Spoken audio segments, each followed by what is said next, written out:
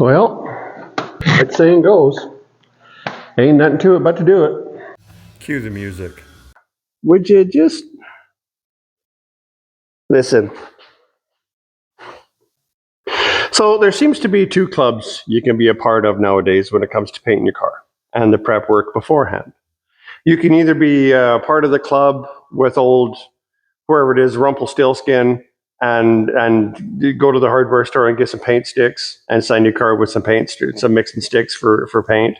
Or you can get your credit card out and you can get a hold of some dude, spiky haired dude, wearing his Superman underwear and buy their kit with I don't even know how many chunks of plastic that they had made. In both cases, no matter which club you want to be a part of, the dudes running that club will tell you if you don't do it their way, if you don't either use that little paint stick or if you don't use that 13-foot long sheet of plastic, your car's going to look stupid. That's what they'll tell you. It's going to look stupid. It ain't going to work right. And their stuff is going to guarantee that that it's amazing. Well, in the first case, in the first place, in the first case of the first place, it's not the tool in your hands that's going to make your car look amazing. It's the tool with the hands. Does that make sense? It's not the tool you're using. It's the tool using the tool. It probably doesn't make any sense. It's you. It's not this. It's not that that's going to make it look good. It's you using it. You can take yourself a 10-foot long board and you can still make your car look stupid. It's easy. In fact, it's even easier doing it that way than the other way. I do it using just simple, like this is the majority of my arson hole that I've got up there in the big drawer. And none of it, this is the longest thing that I've got. And what this actually is a sheet of aluminum bar stock. Where did I even get it? Oh, I worked in a shop doing heavy truck collision, like the big stuff, the Peterbilts and Freightliners and whatnot. And this was, I think it was some kind of an oil field firefighting something or other that flopped over.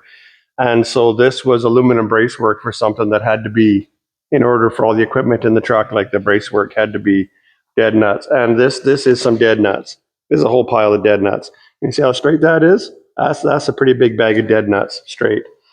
So I just tapped it, and I made I don't even know what the hell that is. It's like stainless steel fuel line or something that I bent and made a handle on that. So that's worth about $7. I got this little dude. That guy on the floor, he's worth about 89 cents. This is just a hunk of, I don't know if it's plumbing pipe or conduit or whatever. It's plastic, and I took and I sanded the edges round. I have a selection of, what are you looking at? I have a selection of rad hoses, heater hoses, different things. And you know what, something like this, so you don't necessarily got to come up with something like this. If you want a big long block, I'm sure that realistically, you could go buy yourself a hunk of 1x3 or something like that.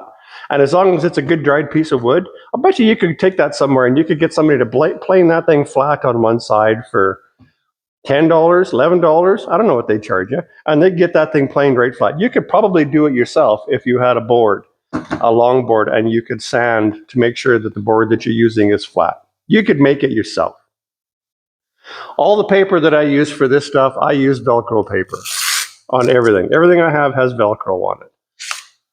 The dude wearing his Superman underwear, I already know that he says that you don't ever want to use Velcro paper because he is convinced that the flex, you see how much that's flexing when you push on it? The flex in that Velcro is going to make your car look stupid because you can't get it straight if your Velcro paper is flexing. Whatever. This guy, same thing. Velcro stuck to it. This guy, it's got folded up paper, same thing. It's got Velcro on it. Everybody's got Velcro on it. My little shithead sanding block that I've had since I was 13 years old, it's got a piece of Velcro on it. This is my drawer of assorted paraphernalia. Some stuff I bought is worth a couple of bucks. I bought this guy because it's actually the biggest reason I bought this guy was for the handle, just because it's a nice. Some stuff that's about 137 years old. There's a hunk of pipe insulation, and quite often somewhere in here, oh, right there, So quite usually in this pipe insulation, if I want that to be rigid, I have a hunk of wooden dowel that I just get her in there. Can't get her in. Now it's rigid, right? But it's got the cushion nobody likes. But that cushion is nice if you're sanding an inward curve and you got an edge or something, so your paper doesn't cut into it. This guy, again, I was 9. This guy, I probably got this. So this is soft foam on one side and like hard rubber on the other side. No, it's not straight. That's not for sanding stuff straight, though. It's for doing little detaily work. Same with this. That's not straight. That's curved the other way. And I don't know why it's got holes in it. Well, I guess it's to make it easier to curve. Short rad hoses, longer rad hoses. I don't know where I got this from, but I like this block because it does that. However, I guarantee you, that block ain't worth my $15. I mean, in this whole drawer, I got, here's something else that everybody hates. I got one of those. That thing holds about 2 pieces of paper. Are you going to get something dead straight with that? Probably not. But if you got a big roof skin on just about anything, everybody has a curved roof. That's what you want, is one of those guys, because that curves. I don't know what else to say. So that's, there you go. There's my, so I got here now. Here's something else. Focus on it, would you? So I took one of them shitty little blocks, like I said there before, and I took a hacksaw and I cut it. So I got a little bit bigger, but this guy here, you just wrap your paper around it like that, and you got a skinny little block. You could use a paint stick to do what I do with this, but paint sticks weren't a big thing when I did that. So this is what we're going to look at. Look at this stupid thing, would you? 7 foot, 3/4 of an inch long, and about as flat as, well, we're not going to make any off-color comments about how flat it is, but it's pretty damn flat, and it's got 17 body lines, just cut right into it. So one of the first things everybody tells you, if you're working on something like this, is you got to run some tape lines to keep your body lines straight. Because that's the only way you're going to do it, is to run a tape line. Would you get out of here? Keep your body line straight. Well, you can do that, and it'll give you a visual, to be aware of, but I'm not going to do it, and I'm not going to demonstrate it. But if you want, take your dart quarter panel that you got at home, that you're about to sand, run a tape line on there, and then take your sander so I'm going to be using 180 in this instance. Take your block, your board, your foot, your elbow, your pinky, whatever you're sanding the thing with, your telephone book, don't care what you use. And I have used a book before with in a big curve. I've used, regardless. Take whatever you're going to sand it with that works for you and carve on the edge of that tape. And tell me how many strokes it takes for you to take the square edge of that tape off. Because it's just there for a reference, right? It's not going to make it, it's not like you can put a piece of tape on there and then just keep on sanding on that piece of tape and you're not going to wear that tape down. That tape's going to come down and this body line is going to come down as well. So don't rely on it. It's visual, but don't count on it. Another thing, when I prime something, so there's different ways of doing primer, and every primer company, they want you to do things a different way. The bottom line is get your primer in there and get your hardener in there. A lot of the primer companies, I go with one that's a 4-to-1 mix, and it's a thicker product, and you can reduce it down to get it to go on there flatter without as much texture. But when I do something, my initial blocking on it, I like to use the texture to give me an idea of where I'm at on it. And I'll show you what I mean by that. If your primer is really smooth, dead smooth, and you start sanding it, you don't have any initial indication of what's going on with it. But if you got some texture on it and your primer kind of change, the texture will make your primer kind of change color while you're sanding it. When you knock the tops off the mashed potatoes, they're going to turn a lighter color. And where you haven't scratched yet is going to be a darker color. So if you got a low spot or if you got a problem somewhere, then That's going to tell you right off the giddy up where you need to work a little bit right away to level it out initially, or where you can just glide over it. Because if you do got a low spot or something, you want to get that out of there right off the bat. You don't want to sand a whole panel down and get the whole thing fairly uniform, and then go back and start digging out trying to dig something out and creating more of a low spot than you already got. You want to kind of try to get that smoothed away, leveled out first, and then spread that out over the whole panel. If that makes any sense to you? I don't know. So I would recommend, if you haven't done this a whole bunch, or even 3 times, put some guide coat down. In fact, just a minute. For the purpose of demonstrating this, so here's a little bit of guide coat.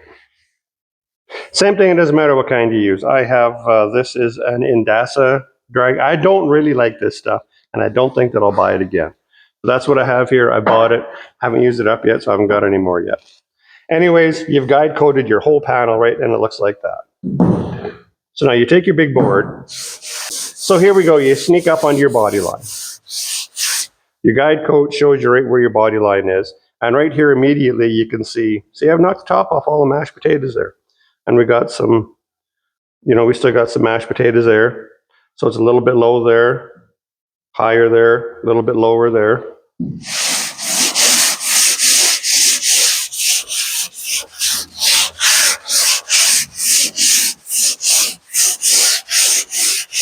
But even if I didn't have the guide coat there, where can you see? Oh, you can see up here. So see, I can show you up here. There's no guide coat up here, right? You can still see it in the primer. See what I mean? You can still see it's darker and it's lighter. So what I mean by reading the surface is, in my first few strokes, I know what I'm going to have here. So here's something else I do. I don't know if anybody else does. I take a brush to clean the paper up.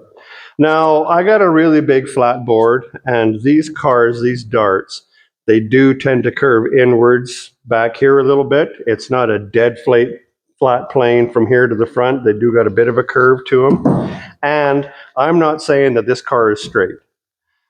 This car was bought in primer already. Somebody had already done the body work and they primed it. They shouldn't have primed it yet because it wasn't straight enough. But this isn't going to be a $100,000 paint job on this car. Anyway, so your first few strokes are going to give you an indication of where you're at. And when you're blocking primer, I don't like to start at one spot and just work my way up. I kind of like to cover a big area so that you're taking it down fairly evenly. Then you can see that we're a little bit.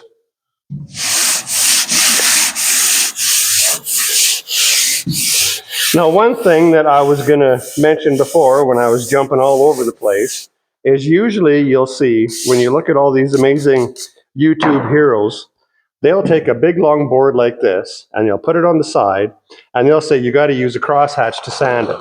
And they'll take it and they'll sand like this. And I've seen them do it 1,000 times. And they take a big 10-foot long board and they sand up and down with it. Why the hell would you do that?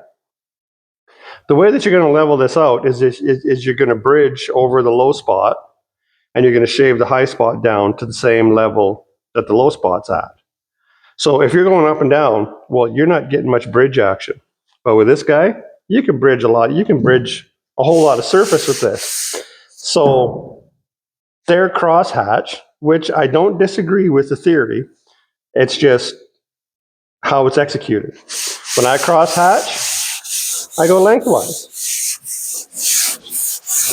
And a lot of times the important place to have a crosshatch is if your panel, so these cars, this is really flat below this line, but above this line, it has a curve to it. So if you just sand it, then sand it, then sand it, you'll wind up stop signing that curve and you'll get grooves in it. Does that make sense to you? Whereas if you keep doing it this way, you're not going to get stuck. But that doesn't mean do it this way, because what the hell's the point of that? Wear a mask when you're doing this, would you? Don't breathe this shit in. Cut it out. So there, anyways, you can see there's your line there, your body line there, right? I'm not going to use that up here because that's too big of a tool for that.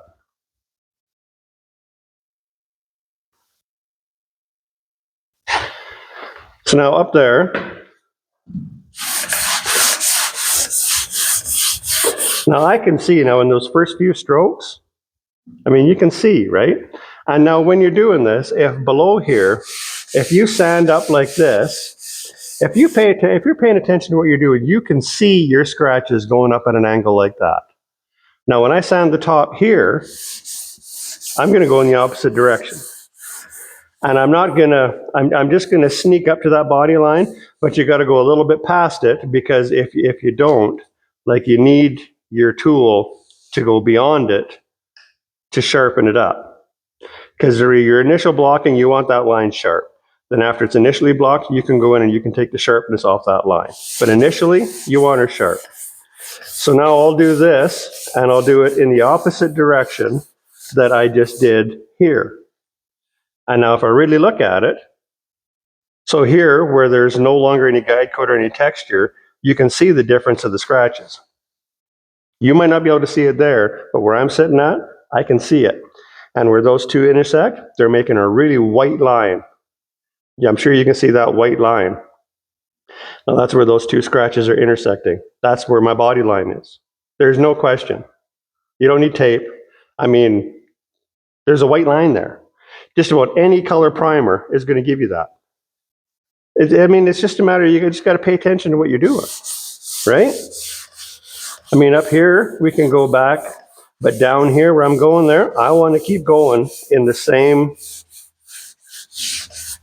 we'll call it a conflicting direction, right? Now, down here, if this thing was going to be black, and this is going to be a $100,000 paint job on this car, well, I wouldn't have that low spot to start with because I would have fixed this in my bodywork stage. But it's here. And this big son of a bitch here, it's going to cut through. I put this fuel hole in this car, and this is my bodywork over top, and then there's previous bodywork back here, and then there's bare steel there. So this is just a combination of everybody. If I was doing this car, as much as everybody hates it, this would be filler work from there all the way to the back to give me an even plane to start with. But I already know that this big son of a gun here, I'm going to be into filler there, and I'm going to be into filler there before I level this out. So I'm not going to use that here. I'm going to switch to something a little bit smaller that doesn't bridge as large a gap.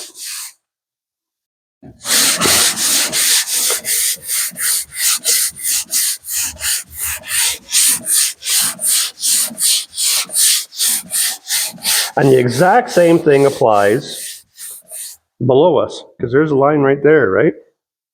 See, look at now again. I don't know if you do this. I mean, you can do the same thing with an old scratch pad. You can take an old scratch pad and rub it, and it'll get her off of there. See, the nice thing about using these kind of boards is you don't always have to grip it like that. More often than not, I grab it right in the middle, and I push on it. And I mean, this is rigid enough that I'm getting, well, you can see, I'm getting even contact on that board, just pushing it in the middle.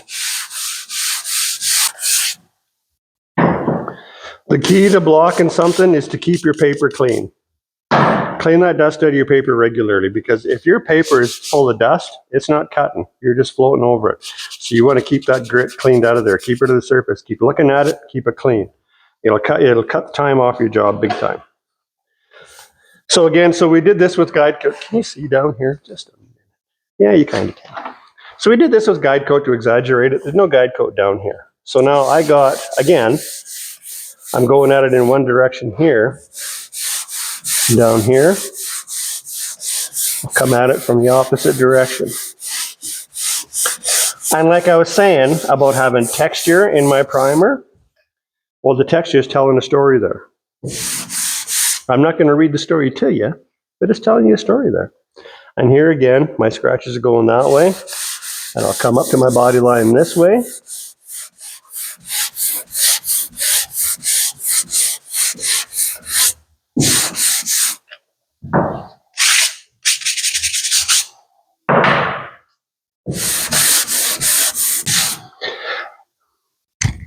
Now, it's like I said a few minutes ago, if you rely on tools to do the job for you, it ain't going to work out. It ain't going to happen for you.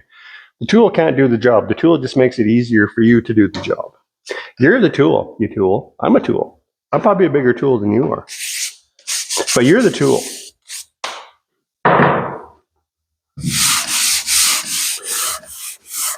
And honestly, the majority of this 7-foot long quarter panel, I'm probably going to do with this. Because I already know that this car is not straight enough for this thing to do me any good. All that's going to do is just, well, it ain't going to do what I want it to do. This thing is going light blue, so it's not going to reflect amazingly. You know what I mean? Like the darker colors reflect more. The light blue doesn't. It's not going to show as much scenery on the side of the car to show how shitty it is. I mean, it's not going to be shitty, but it's just not going to be amazing. Because it is, like I said, this is a couple of coats of primer I put over top of previous work or lack thereof previous work. So I'm just trying to make it, we'll just say I'm going to make it presentable. And you'll see, because I'll show you.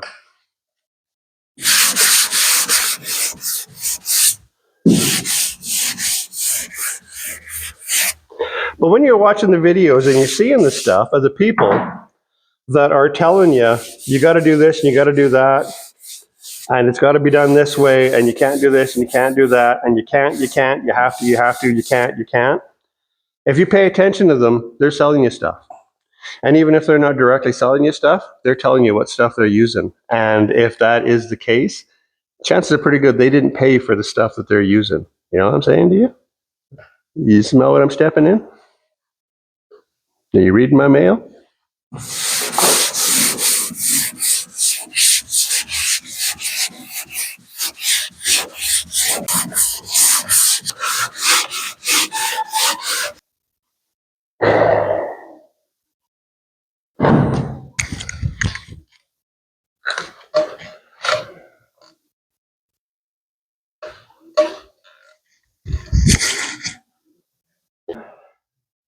You ain't getting this done with a and a pinch of salt and a little dab of where's your sister sauce. No, you got to hit this with a pound of butter and you got to hit it. That's all that stuff where oh gosh, oh, it's so beautiful. That ain't gonna get her done for you, boys and girls. Ain't gonna do her. I mean, some of them a bitch. Look at the floor. Can you see the floor?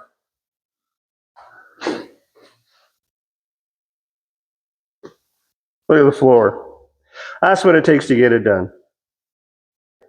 You can see your body line without guide, coat, and tape. See that top one? Like they're really sharp. But like I said, when I finish this, so I'm really not concerned about that being just super bitching down there. And I know that this is gonna do this, but there's not much I can do about that. That's pretty good up there.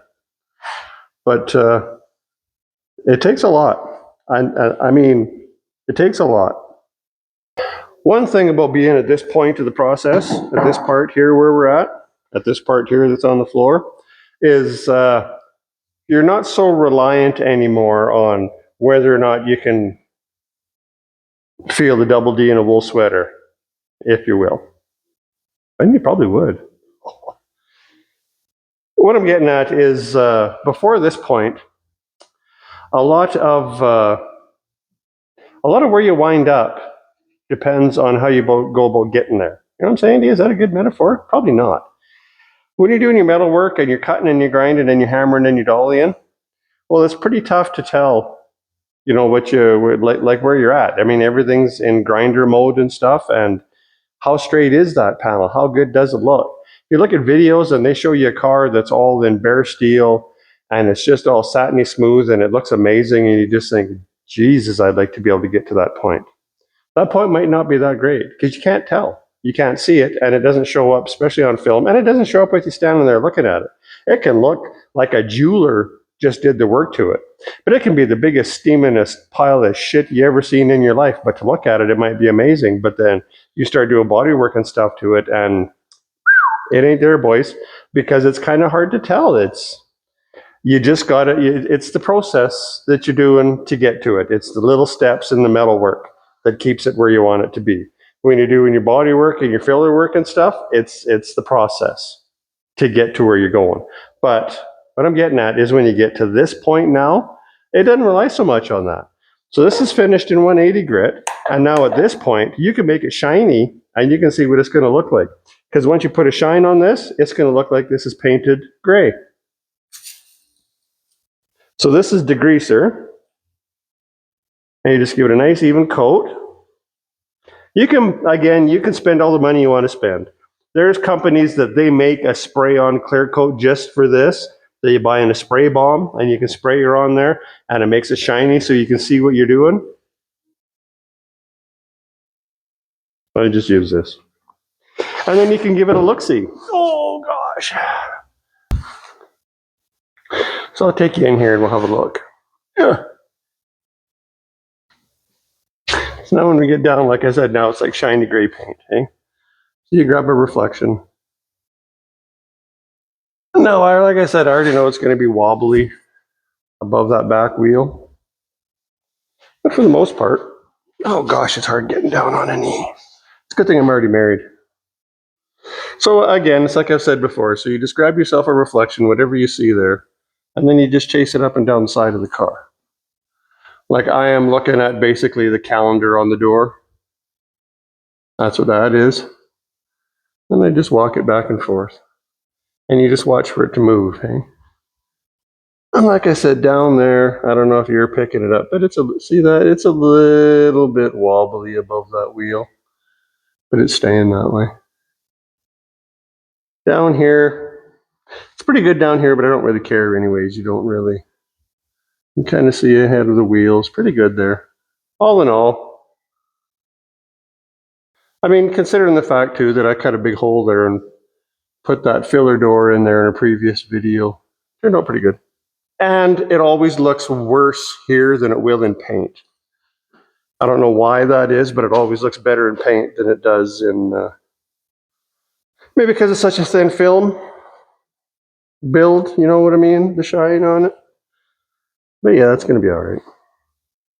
So some key points, I guess, if that's what we're looking for, is put some primer on it. When you're done your body work and stuff, don't just put a coat of primer on it and go. Put like some good 3 heavy coats of primer on it, because you're going to sweep it up. It's just like your filler work when you're doing your body filler. You're going to sweep it up. That's the way it goes. The shit's expensive, but that's the way it goes. You're gonna sweep it up. And yeah, don't dink around with it. Get in there and dig it. You got to dig it. Can you dig it? I knew that you could. You got to dig it, because that's what it's going to take. Is you got to get in there, and you got sometimes you just got to hit that shit, and that's the only way you're going to get it done, is get in there and hit that shit. And you don't got to hit that shit with all the fanciest stuff that all the little hoop-to-do people try to sell you on the internet and on the TV shows and in the YouTube videos. Basic stuff. $12. This is an old, like this is German, but they make knockoffs of these, and I live in Kanadistan, and a knockoff of one of these is $16. So wherever you live, that makes it about $4. This thing, like I said, you can come up with something like this. Wouldn't be that hard. You could do it with a hunk of wood. You could get a hunk of wood milled flat, and who gives a shit what you block it with? If it works, it works. This is not a store-bought thing. Like I said, this is not a store-bought thingamawatts. This is something that I come up with in about an hour and a half one afternoon. And it works. What else? The rat hoses and stuff. I didn't show you. That's what I did in here. I used, well, I don't got it here. But anyways, I mean, that's the point, right? And you know, when I was saying, like the color of the car, well, that's what color it's going to be, because I painted all this. And I got it all put back together and, you know, whatever. But so this color, I mean, it's not going to show what little bit of action that the quarters got. And the roof's got a couple of these and a couple of dolphins swimming in it. The dolphins are staying up there. And yeah, it's going to be a nice little, when the dude's done, it's probably going to get a 340, and he's going to put a 4-speed in it. And I mean, all that stuff is all shittied up, but he's going to put new stuff in it when he goes to put the car together. Because it's, well, probably won't get power steering. Whatever. Don't care. Don't give a shit. Don't care. One other thing that I didn't think about, but I just thought about now as I was walking back here. So I'm not going to prime this car again. This is 180. I'll guide coat it with my dry guide coat. And then this car I will machine sand with 320 till my guide coat's gone. And then I'll go over it by hand with some 400. And that's what it'll get. To do this, what I've done here is probably an honest 3 hours worth of some of this on the floor is my sweat dripping. Can you believe it? But, so yeah, this quarter panel, give or take 3 hours to this point. For me to 320 it and do my edge sanding, probably be another half an hour, 45 minutes. And this quarter will be ready to paint. Other stuff, so I got a Chevelle back here. I'm not going to do it this way. When I get that Chevelle to this point in 180, I'm going to mix up a little bit more primer, only I'm going to reduce it. And my primer is going to go on about as thick as clear coat, maybe even thinner than that. And the only reason I'm going to do that is I'll put one coat over it, over the 180 grit, and that's all. And then that one coat, then that I will sand with some 320 on a block and then 400 by hand. And the reason that I will do that is just to make sure that I don't miss anything anywhere and that I've got a nice uniform surface again. Because here I've got some steel coming out, and by the time I 320 this and 400 this, there will be the odd patch of steel and maybe even a little bit of body filler peeking through. But the sealer that I'm going to use over it it'll give me a uniform surface, but not as refined a surface as I'm going to get if I put one last piss coat of primer on it, sand it over, and that will ensure that I don't have any scratches left over.